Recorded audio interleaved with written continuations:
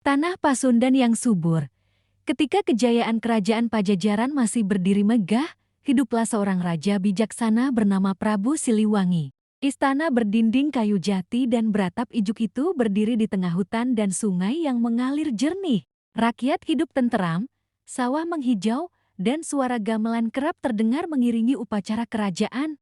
Di antara seluruh penghuni istana, ada seorang putri yang kecantikannya bagaikan bulan purnama. Namanya Dyah Kadita. Kulitnya halus laksana embun pagi, rambutnya hitam panjang berkilau, dan sorot matanya memancarkan kelembutan sekaligus ketegasan. Sejak kecil, Dyah Kadita dikenal cerdas dan berhati welas asih. Ia gemar membantu rakyat kecil, mendengarkan keluhan mereka, dan sering menyamar untuk melihat kehidupan di luar istana. Namun di balik kebahagiaan itu, tersimpan bara kecemburuan. Permaisuri kedua raja, yang bukan ibu kandung Dyah Kadita, diam-diam menyimpan iri hati. Ia memiliki seorang putra yang ingin ia jadikan pewaris tahta. Keberadaan Dyah Kadita sebagai putri sulung membuat ambisinya terasa terhalang. Hari demi hari, bisikan-bisikan licik mulai merayap di lorong istana. Sang permaisuri kedua mencari cara untuk menyingkirkan Dyah Kadita tanpa menimbulkan kecurigaan raja. Ia lalu mendatangi seorang dukun sakti di pedalaman hutan, meminta bantuan dengan imbalan emas dan kedudukan. Buatlah putri itu dijauhi semua orang, pintanya dengan suara bergetar oleh ambisi. Tak lama setelah pertemuan rahasia itu, tubuh Dyah Kadita mulai berubah. Kulitnya yang halus dipenuhi luka dan bau amis. Penyakit aneh menyelimuti tubuhnya, membuat para tabib istana kebingungan. Tak ada ramuan yang mampu menyembuhkan. Istana yang dahulu penuh pujian berubah menjadi sunyi saat Dyah Kadita lewat. Para pelayan menunduk, sebagian menjauh. Sang raja yang mencintai putrinya diliputi kesedihan dan kebingungan. Ia tak mengerti mengapa cobaan itu menimpa anak yang begitu baik. Permaisuri kedua berpura-pura bersedih, namun di dalam hatinya terselip kepuasan. Ia membisikkan kepada raja bahwa mungkin para dewa murka, bahwa penyakit itu pertanda buruk bagi kerajaan. Desas-desus menyebar hingga ke penjuru Pajajaran. Rakyat yang dulu memuja sang putri kini takut mendekat. Dyah Kadita merasakan kesepian yang dalam. Setiap malam ia memandangi bulan dari jendela kamarnya, bertanya dalam hati mengapa takdir begitu kejam. Suatu malam, dalam tangis dan doa yang panjang, ia bermimpi didatangi suara gaib. Suara itu memanggilnya menuju selatan, ke tempat di mana lautan luas membentang tanpa batas. Datanglah ke Samudra Selatan. Di sanalah takdirmu menunggu. Ketika fajar menyingsing, Dyah Kadita memutuskan meninggalkan istana. Tanpa iring-iringan, tanpa mahkota, ia melangkah sendiri menembus hutan dan lembah. Hanya doa dan harapan yang menjadi bekalnya. Langkahnya menuju selatan bukan sekadar pelarian, melainkan awal dari takdir besar yang kelak akan mengubahnya menjadi sosok yang dikenal sepanjang zaman. Penguasa Lat Selatan, yang namanya akan bergaung dari bibir ke bibir Nyi Roro Kidul. Dyah Kadita melangkah meninggalkan gerbang kerajaan Pajajaran tanpa menoleh lagi. Pagi itu kabut masih menggantung di pucuk-pucuk pepohonan. Udara terasa lembab, dan setiap langkahnya di tanah basah meninggalkan jejak yang perlahan hilang di telan waktu. Ia tak lagi membawa tanda kebangsawanan, hanya sehelai kain sederhana membalut tubuhnya yang sakit. Luka-luka di kulitnya terasa perih. Bau amis yang menyertai tubuhnya membuat binatang hutan menjauh. Namun Dyah Kadita tetap berjalan. Hatinya lebih sakit daripada tubuhnya. Ia tak mengerti mengapa ayahandanya, sang raja, tak mampu menghentikan pengusiran halus yang menimpanya. Ia sadar, mungkin ayahnya terjebak dalam tipu daya yang tak kasat mata. Hutan yang ia lalui semakin lebat. Suara burung dan gemerisik di daunan menjadi teman perjalanannya. Di sela-sela rasa lelah, ia sering teringat masa kecilnya berlari di taman istana, belajar membaca kitab-kitab kuno, dan mendengar kisah leluhur dari para empu. Semua itu kini terasa jauh, seolah milik kehidupan lain. Beberapa kali ia bertemu rakyat jelata di ladang atau tepian sungai. Mereka memandangnya dengan iba dan takut. Tak seorang pun mengenali bahwa perempuan kurus berpenyakit itu adalah putri yang dulu mereka puja. Namun Dyah Kadita tak menyimpan dendam. Dalam hatinya hanya ada doa agar mereka tetap hidup tenteram. Hari berganti hari, kakinya lecet, tubuhnya melemah. Di sebuah lembah sunyi, ia hampir roboh. Saat itulah suara yang pernah hadir dalam mimpinya terdengar lagi, lebih jelas, lebih dekat. Jangan berhenti, wahai anak takdir, laut selatan menantimu. Dengan sisa tenaga, Dyah Kadita bangkit. Ia menyusuri aliran sungai yang mengarah ke selatan. Airnya dingin, jernih, dan berkilau diterpa matahari sore. Ia mencuci wajahnya, merasakan sedikit kesejukan di antara panas luka-luka di tubuhnya. Semakin ke selatan, angin berubah, aroma asin mulai tercium. Pepohonan berganti dengan hamparan padang ilalang yang bergoyang tertiup angin kencang. Di kejauhan terdengar gemuruh ombak, berat dan berirama seperti napas raksasa yang tertidur. Saat senja turun, Dyah Kadita tiba di tebing tinggi. Di hadapannya terbentang luas samudra yang belum pernah ia lihat sebelumnya. Ombaknya besar, menghantam karang dengan kekuatan dahsyat. Langit jingga memantulkan cahaya di permukaan air, menciptakan pemandangan yang megah, sekaligus menggetarkan. Air mata mengalir di pipinya. Ia merasa kecil di hadapan lautan luas itu. Namun entah mengapa, hatinya justru dipenuhi ketenangan. Seakan-akan tempat inilah yang selama ini memanggilnya. Ia melangkah mendekat ke bibir pantai. Ombak pertama menyentuh kakinya yang penuh luka. Rasa perih bercampur dengan kesejukan yang aneh. Dyah Kadita menutup mata, menyerahkan dirinya pada takdir.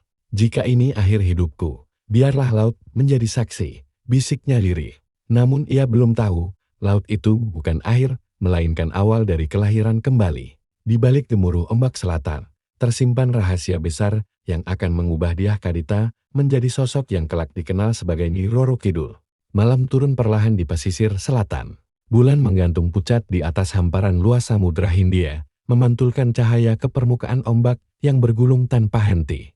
Dyah Kadita berdiri di tepi pantai, tubuhnya rapuh, namun hatinya justru terasa semakin teguh.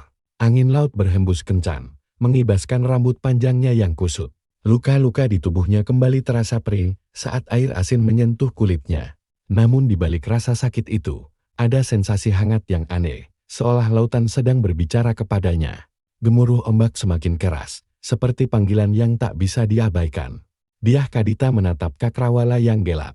Ia teringat kembali pada istana, pada ayahandanya, pada kehidupan yang kini terasa seperti mimpi yang memudar. Aku tak punya tempat lagi di daratan, gumamnya pelan. Dengan langkah mantap, ia melangkah lebih jauh ke dalam air. Ombak setinggi dada menghantam tubuhnya, namun ia tak mundur. Ketika gelombang besar datang dan menelan tubuhnya, Dyah Kadita tak berteriak. Ia menyerahkan diri sepenuhnya pada samudra. Tubuhnya terseret arus. Air memenuhi telinganya, menghapus suara dunia. Namun anehnya, ia tak merasa sesak. Di dalam kedalaman yang gelap, ia justru merasakan keheningan yang menenangkan. Di tengah pusaran arus, cahaya kehijauan muncul dari dasar laut. Cahaya itu semakin terang, membentuk lingkaran yang berkilau seperti permata. Dyah Kadita merasa tubuhnya melayang, tak lagi terikat beban penyakit. Suara yang dulu hadir dalam mimpinya kini terdengar jelas. Wahai putri yang terzalimi, laut menerima pengorbananmu. Cahaya itu menyentuh tubuhnya. Luka-luka yang selama ini membusuk perlahan menghilang. Kulitnya kembali halus, bahkan lebih bercahaya dari sebelumnya.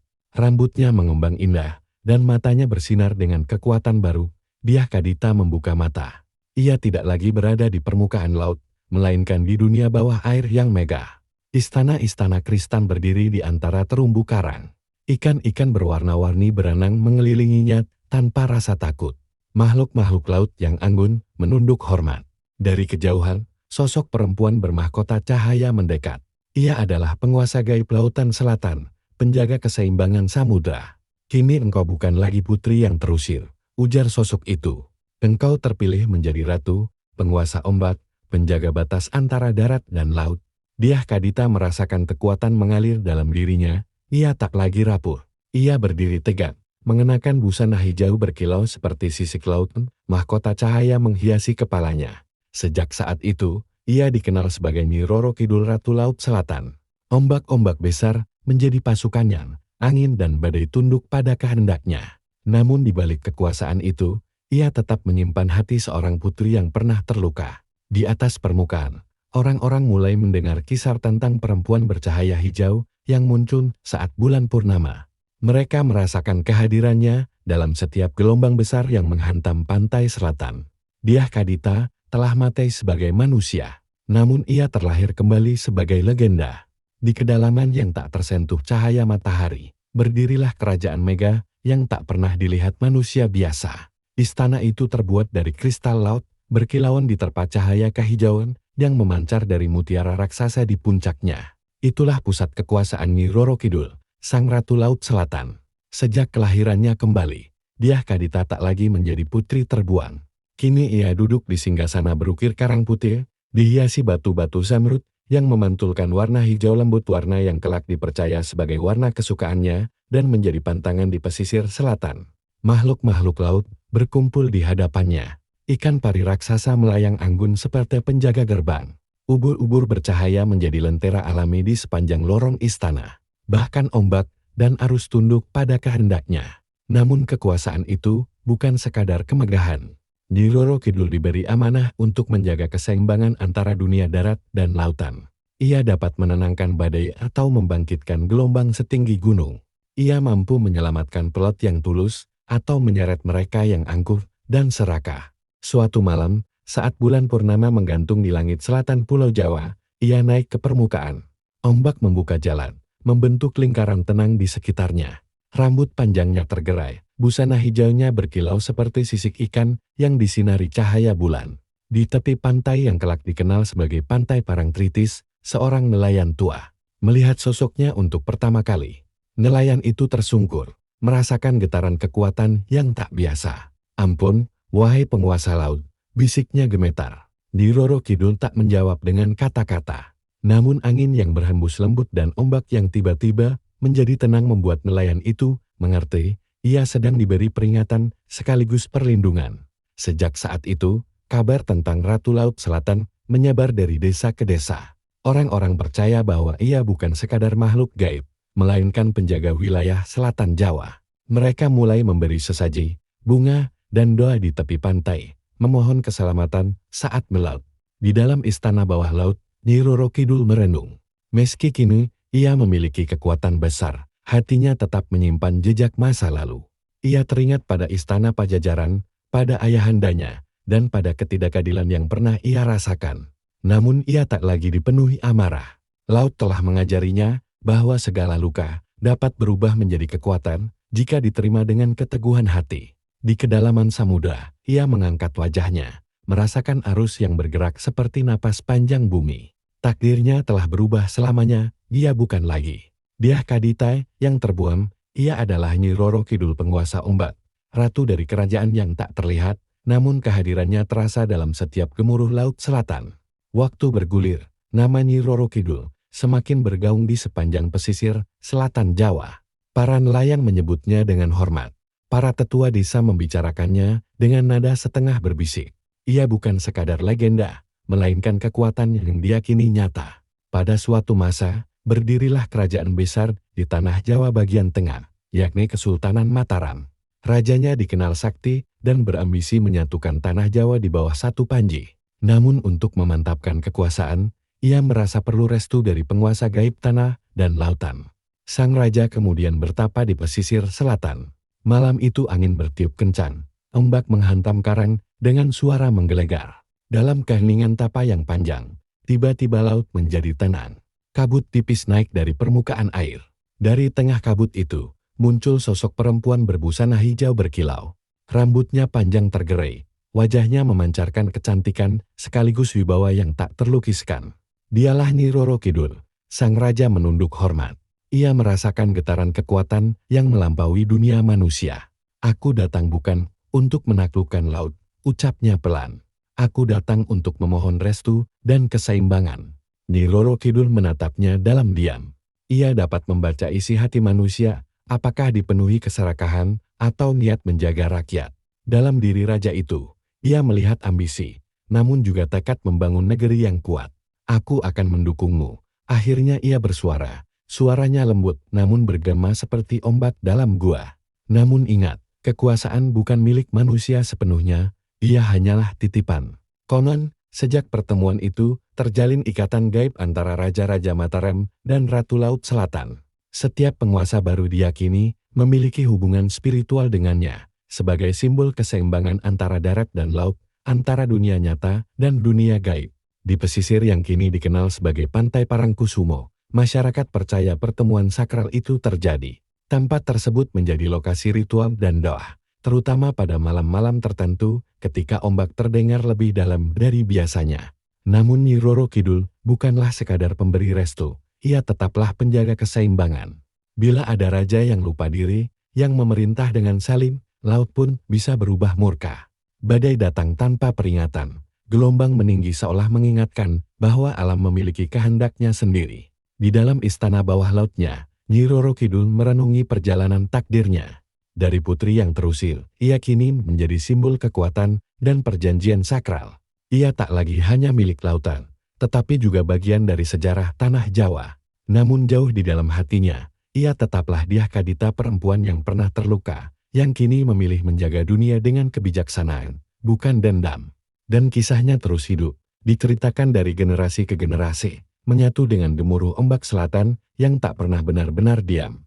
Tahun-tahun berlalu, sejak perjanjian gaib antara penguasa darat dan Ratu Laut Selatan terjalin. Nama Nyi Roro Kidul semakin kuat tertanam dalam keyakinan masyarakat pesisir. Setiap kali angin selatan bertiup kencang dan ombak meninggi, orang-orang berbisik, Ratu sedang melintas. Di kedalaman istananya, Nyi Roro Kidul dapat merasakan getaran hati manusia. Ia mengetahui siapa yang datang ke laut dengan niat mencari nafkah, dan siapa yang datang dengan kesombongan. Laut baginya bukan sekadar hamparan air, melainkan cermin jiwa. Suatu ketika, sekelompok bangsawan dari pedalaman datang ke pesisir selatan. Mereka mendengar kisah tentang kekuasaan Ratu Laut Selatan, namun hati mereka dipenuhi rasa ingin menantang. Mereka tertawa ketika para nelayan memperingatkan agar tidak mengenakan pakaian hijau terang di tepi pantai. Apakah laut bisa memilih warna? Ejek salah seorang di antara mereka. Hari itu langit sebenarnya cerah, matahari bersinar, dan angin bertiup ringan. Namun saat rombongan itu semakin jauh bermain di bibir pantai, ombak mulai berubah. Dari kejauhan terdengar gemuruh yang tak biasa. Di dasar samudra, Nyi Roro Kidul membuka matanya. Arus laut bergerak lebih cepat, ikan-ikan berenang menjauh. Ia tidak marah karena warna kain semata, tetapi karena kesombongan yang meremehkan keseimbangan alam. Ombak pertama datang lebih tinggi dari biasanya, para bangsawan masih tertawa. Ombak kedua menghantam lebih keras, menyeret pasir dari bawah kaki mereka. Ketika ombak ketiga datang, setinggi pohon kelapa, barulah mereka panik. Teriakan pecah di sepanjang pantai. Beberapa orang terseret arus, sementara yang lain berlari menyelamatkan diri. Nelayan-nelayan Tur hanya bisa menunduk, menyadari bahwa laut sedang memberi pelajaran. Tak semua yang terseret hilang selamanya. Ada yang dikembalikan ke daratan dalam keadaan selamat, namun dengan kesadaran baru. Ada pula yang tak pernah ditemukan lagi, menjadi bagian dari cerita yang akan dikenang turun-temurun. Di antara pantai-pantai selatan Jawa, seperti Pantai Parangtritis dan Pantai Pelabuhan Ratu, kisah tentang ombak murka itu menyebar cepat. Orang-orang semakin menghormati laut, bukan karena takut semata, tetapi karena memahami bahwa alam memiliki kekuatan dan aturan sendiri. Di istananya, Nyi Roro Kidul kembali duduk di singgasana kristalnya. Wajahnya tak menunjukkan amarah, hanya ketegasan. Ia bukanlah penguasa yang haus korban, melainkan penjaga keseimbangan. Bila manusia menjaga adab dan keselarasan, laut pun akan bersahabat. Namun bila kesombongan tumbuh, ombak akan menjadi pengingat. Begitulah perannya tak terlihat oleh semua mata, namun terasa dalam setiap hembusan angin selatan dan setiap gelombang yang datang tanpa bisa ditebak. Dan legenda tentang dirinya terus hidup, tak hanya sebagai kisah mistis, tetapi sebagai simbol hubungan manusia dengan alam yang harus selalu dijaga. Di balik kekuasaan dan kewibawaannya sebagai penguasa lautan selatan, tersimpan sisi lain dari Nyi Roro Kidul, sisi yang jarang tersentuh legenda. Di dalam istana kristalnya, ketika arus laut tenang dan ubur-ubur bercahaya berpendar lembut, ia kerap terdiam memandangi bayangan permukaan air. Di sanalah kenangan masa lalunya kadang muncul. Dyah Kadita. Nama itu masih hidup di dalam dirinya. Ia teringat pada hutan-hutan Pasundan, pada istana kayu megah, di tanah kerajaan Pajajaran, pada suara ayahandanya yang dahulu memanggilnya dengan penuh kasih. Meski kini ia telah menjadi makhluk abadi, waktu tak pernah benar-benar menghapus rasa rindu. Suatu malam saat bulan purnama, Ia naik ke permukaan laut dalam wujud yang sama. Ombak terbelah lembut memberi jalan. Dari kejauhan tampak siluet pegunungan tanah Jawa yang membiru dalam gelap. Ia berjalan di atas permukaan air, seolah-olah laut adalah hamparan kaca. Angin selatan mengibaskan rambut panjangnya. Di kejauhan, ia melihat cahaya-cahaya kecil dari perkampungan manusia. Di salah satu desa pesisir, seorang gadis kecil sedang duduk di tepi pantai bersama ayahnya yang nelayan. Gadis itu menatap laut dengan kagum, tanpa rasa takut. "Ayah, apakah ratu laut itu jahat?" tanya si kecil polos. Sang ayah tersenyum. "Tidak, Nabi, ia hanya menjaga laut. Jika kita baik dan sopan, ia pun akan baik." Kata-kata itu sampai ke hati Nyi Roro Kidul. Untuk sesaat, ia merasakan kehangatan yang hampir terlupakan kehangatan menjadi manusia. Namun ia tahu, ia tak lagi bisa kembali. Takdirnya telah terikat pada samudera, pada ombak dan badai. Dunia manusia kini hanya bisa ia sentuh dari kejauhan. Di tempat lain, seorang pertapa tua bermeditasi di pesisir selatan.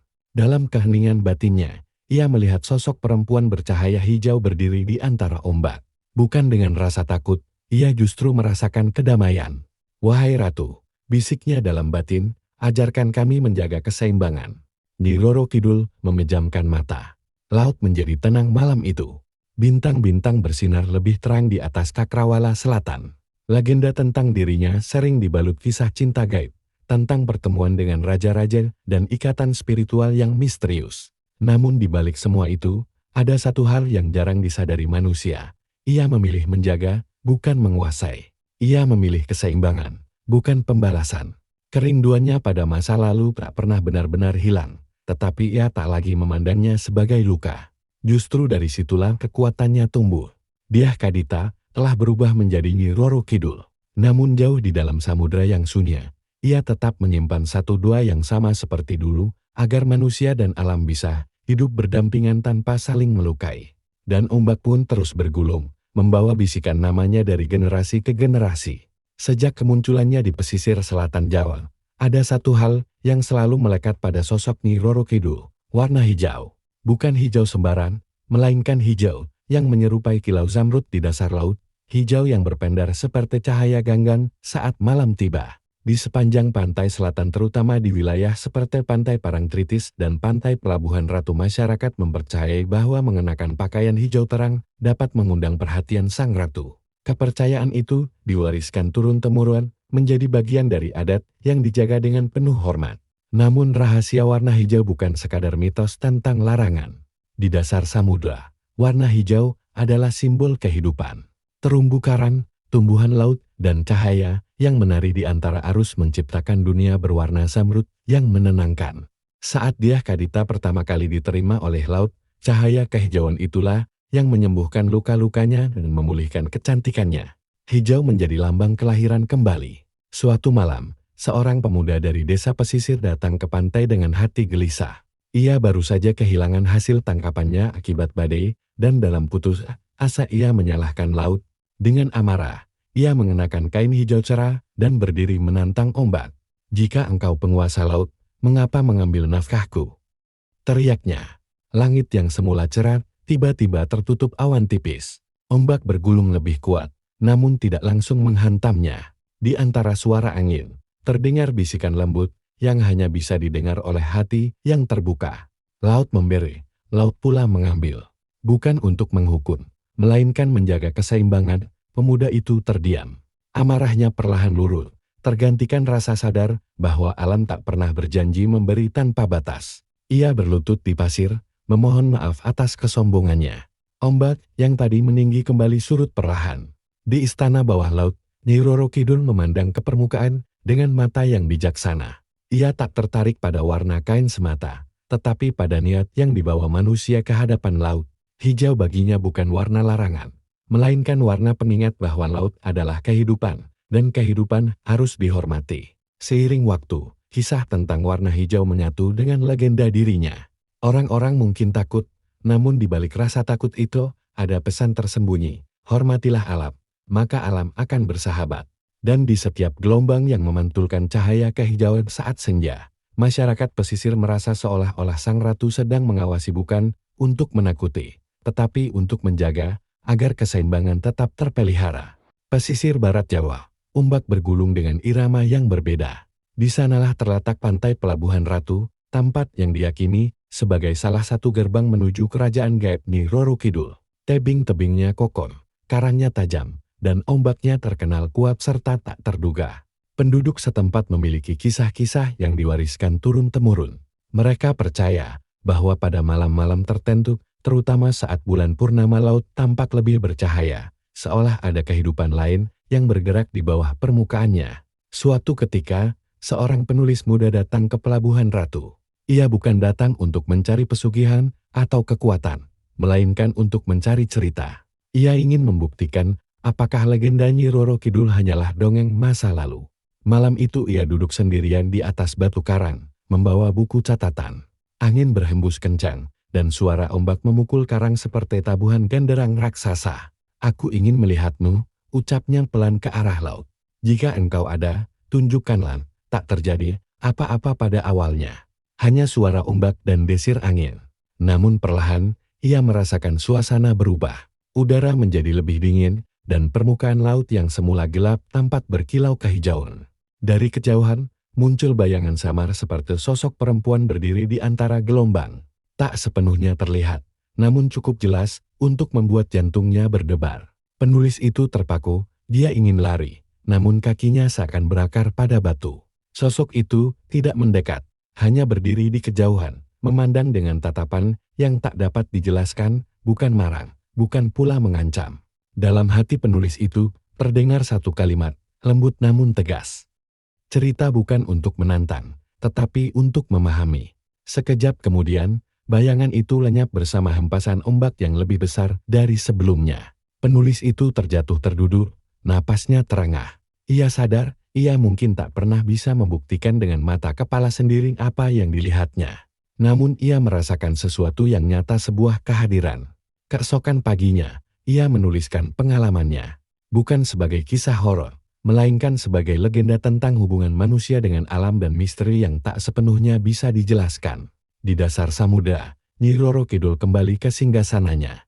Ia tahu, tak semua manusia datang dengan kesombongan. Ada yang datang dengan rasa ingin tahu, ada pula yang datang dengan ketulusan. Pelabuhan Ratu tetap berdiri dengan ombaknya yang kuat, menyimpan raha 9 sia di antara karang-karangnya. Dan bisikan tentang Ratu Laut Selatan terus mengalir, seperti arus yang tak pernah benar-benar berhenti. Legenda itu tak memaksa untuk dipercaya. Ia hanya hadir, seperti laut itu sendiri, luas, dalam, dan penuh misteri. Waktu terus berjalan, kerajaan-kerajaan runtuh, generasi berganti, namun Laut Selatan tetap bergemuruh seperti sejak dahulu. Ombak datang dan pergi, tetapi kisah tentang Nyi Roro Kidul tak pernah benar-benar surut. Di sepanjang pesisir selatan Pulau Jawa dari pantai Parangtritis hingga pantai Pelabuhan Ratu namanya disebut dengan nada hormat. Ada yang memanggilnya Ratu Laut Selatan, ada yang menyebutnya Kanjeng Ratu Kidul, dan ada pula yang masih mengingat nama lamanya, Dyah Kadita. Namun siapakah ia sebenarnya? Bagi sebagian orang, ia adalah legenda kisah rakyat yang tumbuh dari imajinasi dan diwariskan lewat tutur lisan. Bagi yang lain, ia adalah kekuatan gaib yang menjaga batas antara darat dan laut. Dan bagi masyarakat pesisir, ia adalah simbol penghormatan terhadap alam yang tak boleh diremehkan. Di dasar samudra, di istana kristal yang berkilar, Nyi Roro Kidul tetap duduk di singgasananya. Rambutnya panjang tergerai, busana hijaunya berpendar lembut. Di sekelilingnya, arus laut bergerak seperti napas panjang bumi. Ia telah menyaksikan banyak hal, kapal-kapal layar kuno, perahu nelayan sederhana, hingga kapal modern yang membelah ombak dengan mesin baja. Ia melihat manusia semakin maju, namun juga semakin sering lupa bahwa laut bukan sekadar tempat untuk ditaklukkan. Kadang ia naik ke permukaan dalam wujud samar, berdiri di antara buih ombak saat senja. Tak semua mata bisa melihatnya, namun banyak hati bisa merasakannya, sebuah getaran halus yang membuat bulu kuduk berdiri, dan jiwa terasa kecil di hadapan luasnya samudra. Ia tak lagi menyimpan amarah masa lalu. Pengkhianatan, penyakit, dan pengusiran yang dulu menimpa Dyah Kadita telah berubah menjadi kekuatan dan kebijaksanaan. Laut telah membentuknya menjadi penjaga, bukan pembalas dendam. Dan mungkin disitulah inti kisahnya, bahwa dari luka bisa lahir kekuatan. Dari pengasingan bisa tumbuh takdir besar. Dari laut yang tampak menakutkan bisa muncul kehidupan. Ketika malam turun dan bulan memantulkan cahaya di permukaan air, ombak berkilau kehijauan seperti selendang panjang yang bergerak perlahan. Dalam gemuruhnya, seolah terdengar bisikan lembut kisah tentang seorang putri yang terbuang, yang memilih menyatu dengan samudera dan bangkit menjadi ratu. Apakah ia nyata? Ataukah ia hanya simbol? Jawabannya mungkin tersembunyi di antara debur ombak dan angin selatan. Yang pasti, selama laut selatan masih bergelora, selama manusia masih berdiri di tepi pantai dengan rasa takjub dan hormat, nama Nyi Roro Kidul akan tetap hidup abadi dalam ombak, abadi dalam cerita, abadi dalam ingatan tanah Jawa. Bila Anda terhibur silahkan subscribe, like, share, dan komen agar Anda tidak ketinggalan video terbaru kami. Terima kasih.